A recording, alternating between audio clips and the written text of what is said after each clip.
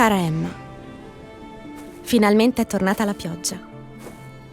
Ci sono state delle lunghe settimane di siccità.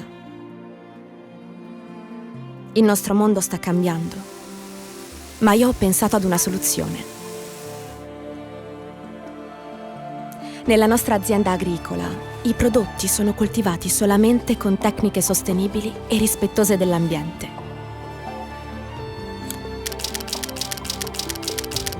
Consumano meno della metà dell'acqua e i frutti sono molto più sani.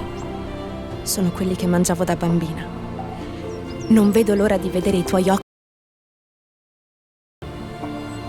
Arrivare fin qui non è stato semplice.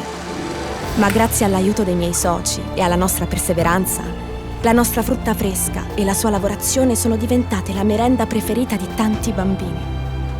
La amerai anche tu. Spero che in futuro tutti possano assaporare il gusto della nostra terra con un semplice click. Manca poco al tuo arrivo. Non vedo l'ora di conoscerti. Amore mio.